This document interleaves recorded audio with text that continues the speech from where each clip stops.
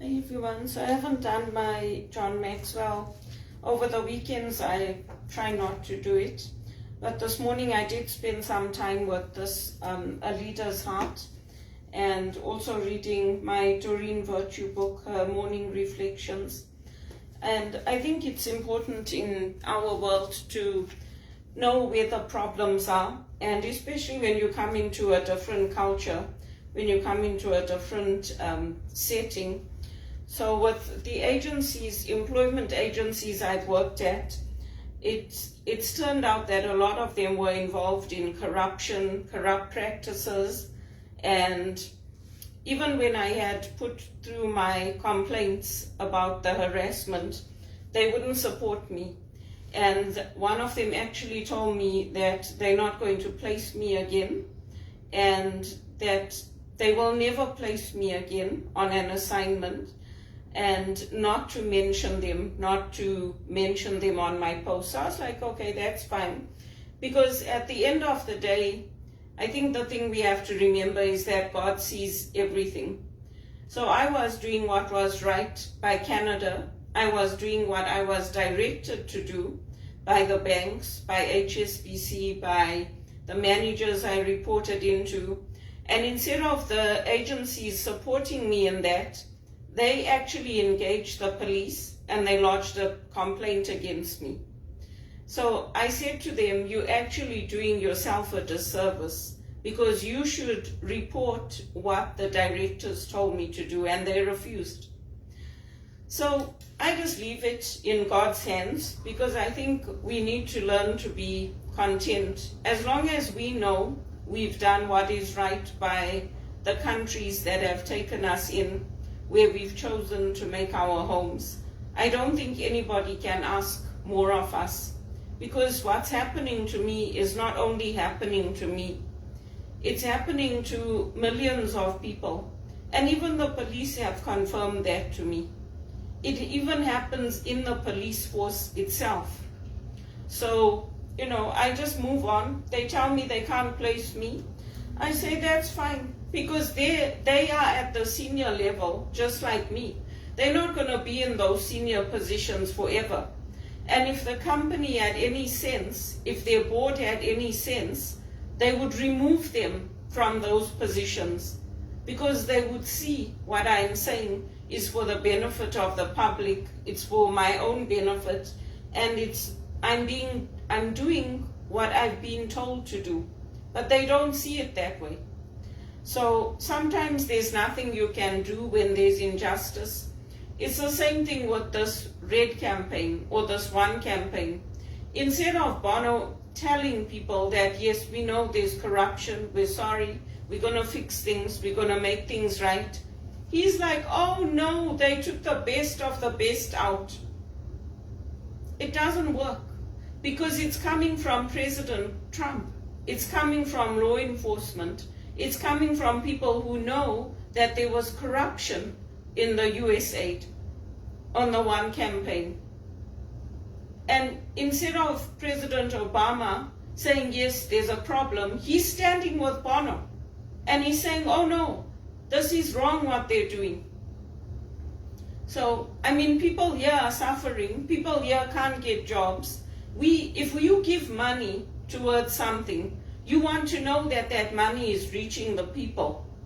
You don't want it to be going into the pockets of the people who are, yes, you want them to earn a salary, you want them to have a life, but you don't want the bulk of that money going to them, or going to buy their houses in France and in wherever else they're living.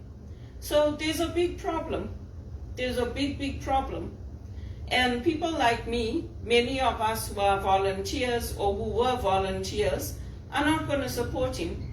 Because when I applied for jobs with Apple, when they opened here, and I'm not talking even about director jobs or big jobs, I'm talking about jobs in the stores, at the mid-level, at the management level, they never ever chose me. Why? Because the people that know people are the ones who are getting put into those positions, whether it's at U of T or on Apple or on Microsoft or wherever it is.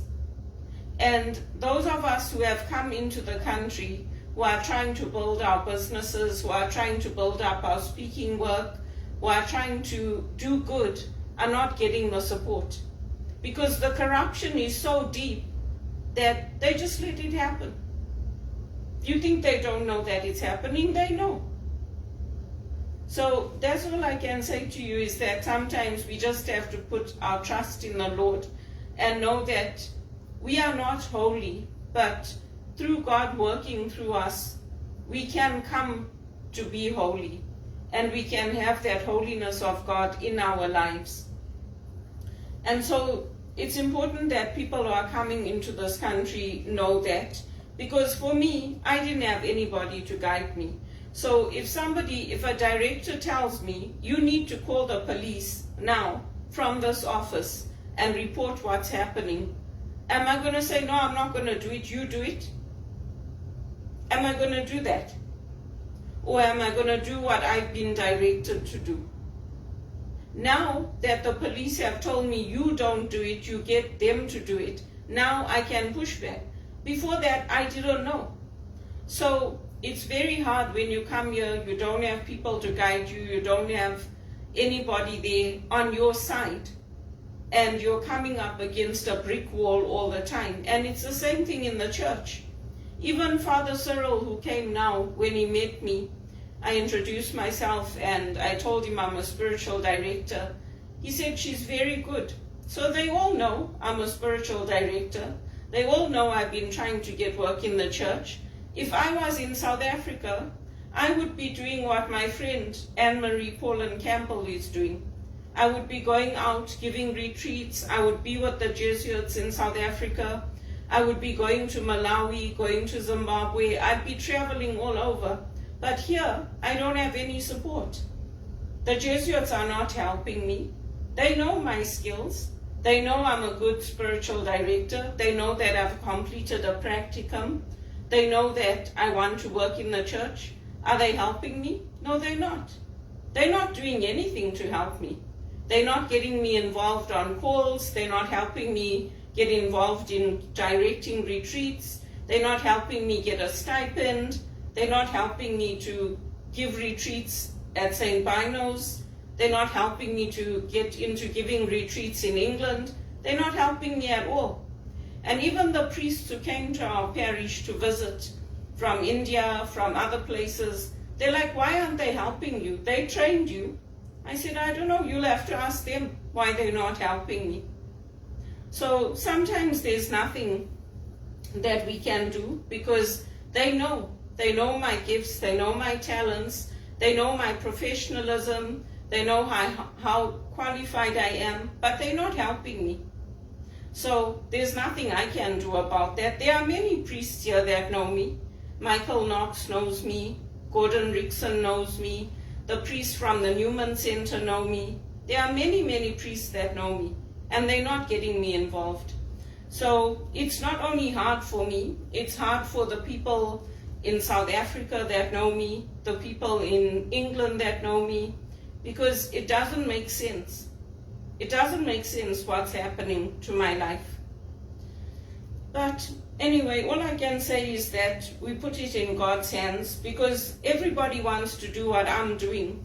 But if they're not prepared to follow me first, and they're not prepared to let me get into those good paying jobs, those good positions, it doesn't work. Because they can go out and they can try to do it, but it doesn't work the same way. Even Sonal, who got into Regis College, before she got into Regis, she was helping Father Peter Tironi at Newman Center. And from Newman Center, she got that position at Regis. And Wilma tried many, many times to get me into Regis. So did Teresa. Teresa's the head librarian at Regis. She also tried to get me into the college. But yet, no matter what people do, I don't get that opportunity. And now, because of that, I'm completely broke. I don't have an income.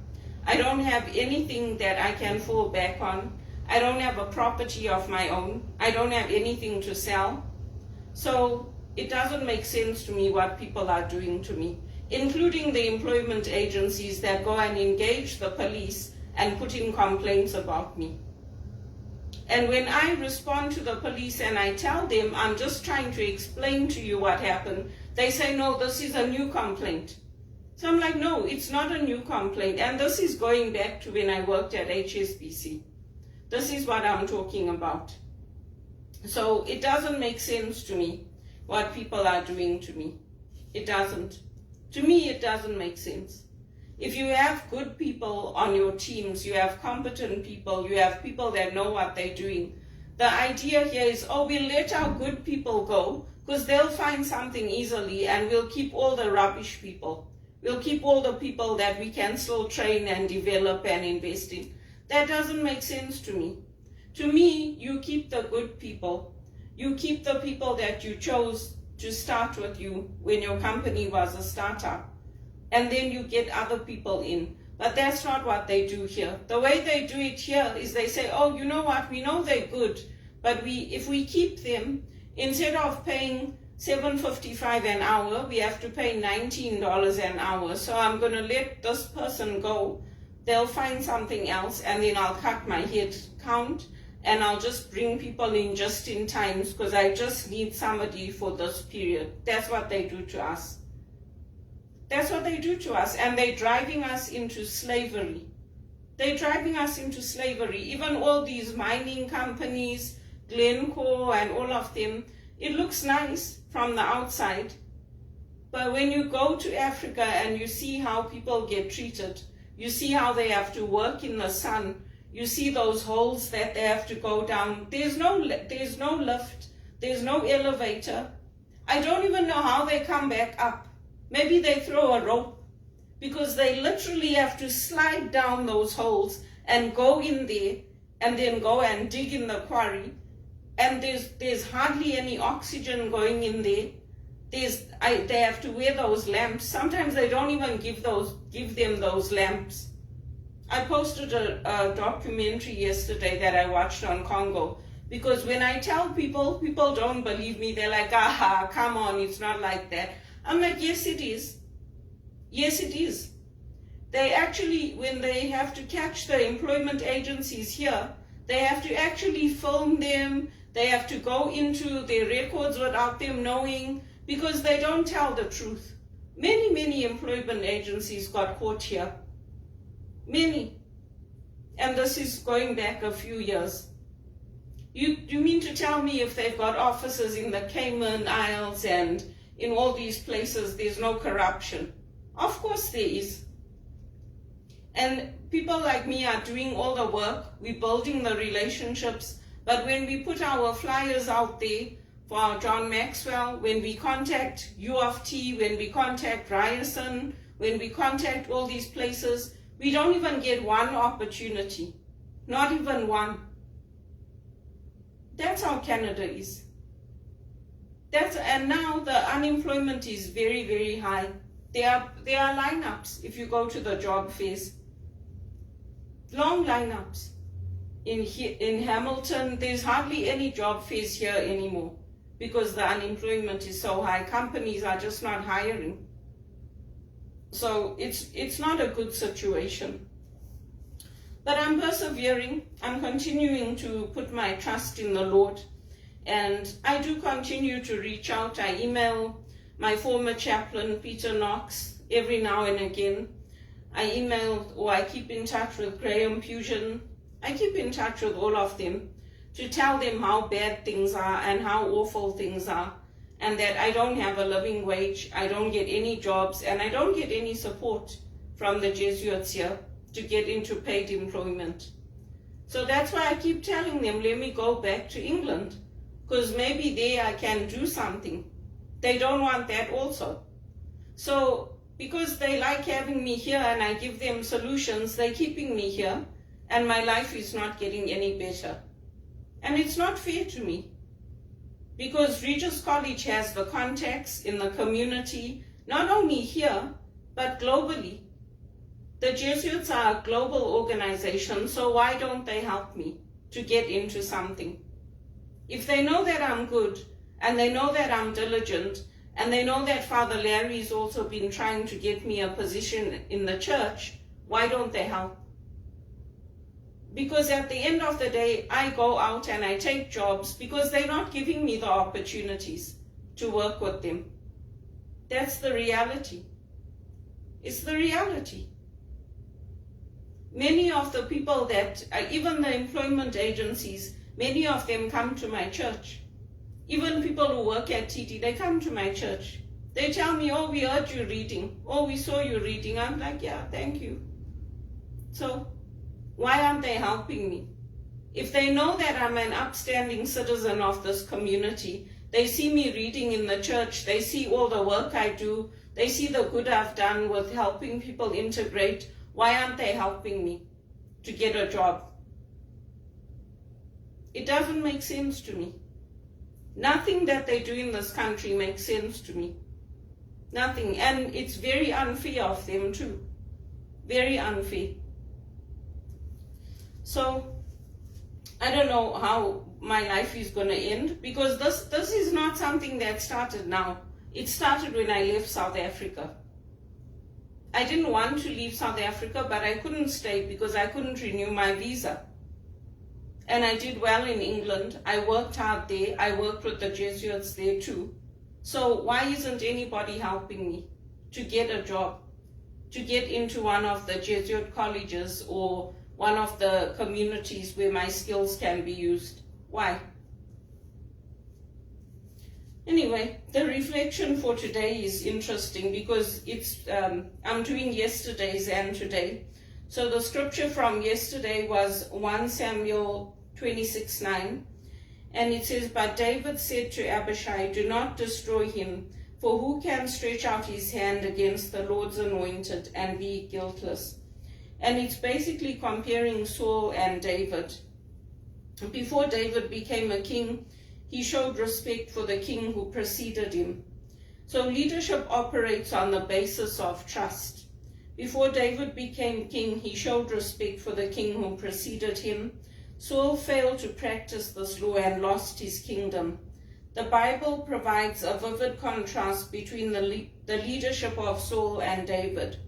So Saul was a worldly man. He was somebody that had big titles. He had the respect of the community, and he was self-conscious from the beginning.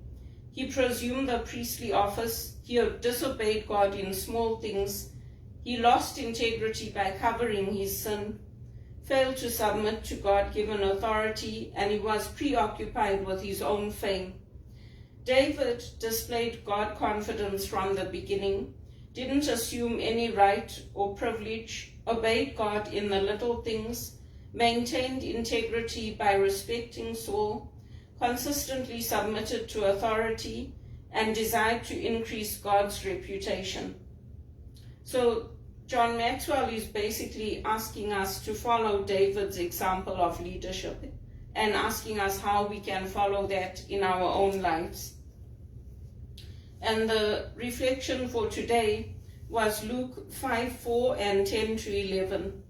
When he had stopped speaking, he said to Simon, "Launch out into the deep and let down your nets for a catch." And Jesus said to Simon, "Do not be afraid. From now on you will catch men." So they brought their boats to land. They forsook all and followed him. So this is basically going back to connection. Jesus made a connection with those that he called to follow him. And he called them not to be afraid. And they followed him because they made that connection with him. They trusted Jesus. If you don't trust people and you don't make a connection with people, then they're not going to follow you and you're not going to follow them. Because there's no connection, there's no trust. If you think about, he gives an example about the trains in a train yard. The cars sitting on the tracks only have value if they have cargo in them, and if they have something where they're going to reach a destination and they have a route to follow. But they don't have any way of getting there on their own. They have to be hooked up to a locomotive. And so it's the same thing with us. If we're not hooked up to the Lord, if we're not spending time in prayer, if we're not spending time in quiet, disconnecting from social media, disconnecting from all the messages that are coming out, we'll lose our way. Because even on the internet, there's a lot of things that are false. You don't know today which is true news and which is fake news. Because sometimes it's fake news. And even Pope Francis had talked about that. He talked about how much fake news there is today on the internet. So it's the same thing with us when we're getting ready to go on a journey with people. We have to have people trust in us. We have to be prepared to go on that journey. And when the trains actually get on the tracks, you'll find that it has to be a working train. So the switches on the track have to pick up where the train is going. Then you find the train backs up, it makes contact and it connects with all of the cargo behind it, all of those trains that are the locomotive cargo behind it. And then once all of that is hooked up, then it moves forward. So it's the same with our lives. Unless we have a cargo, we have something to offer people, we have something that's going to benefit people and help people, where are we going? For me, I didn't train to become a spiritual director to just sit at home, not give retreats, not work with the Jesuits, not be able to direct retreats. That was not the purpose of it. So it's the same with my business education. I can use all my skills I have in the church, but they don't want to get me involved. So what am I supposed to do? And so John Maxwell is just saying a similar thing must happen before you are able to get people to go with you on any kind of a journey. You have to find out where they are, move toward them to make contact and connect with them. If you can do that successfully, you can take them to new heights in your relationship and in their development. So it's about how do we connect with people. So with the agencies that told me, oh, we engage the police, we're not going to ever place you, we don't want you on our team, that's fine. Because I know that when I left HSBC, all my managers cried. I know they didn't want to let me go. I know they didn't have a choice, so that's fine. That agency doesn't want to place me, they don't want to have anything to do with a good person. That's perfectly fine, because it's a reflection of them. I know that the priest stood by me, I know that people stood by me, but again, why aren't they getting me involved? Why aren't they giving me an opportunity to earn an income? Why are they leaving me to sink into poverty? Because I made the connections, I stayed in touch with people, I help people. I don't keep all my knowledge, I don't hoard it like when God gives us talents and say, oh, you know what, I'm frightened, so I'm going to put this talent in the ground and I'm going to leave it there. And then when Jesus comes back and he says to me, Belinda, I gave you so many talents. What did you do with them? You took it and you put it in the ground.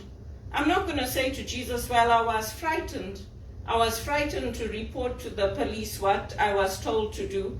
I was frightened to play my piano. I was frightened to use my skills. I was frightened to tell people about what talents I have.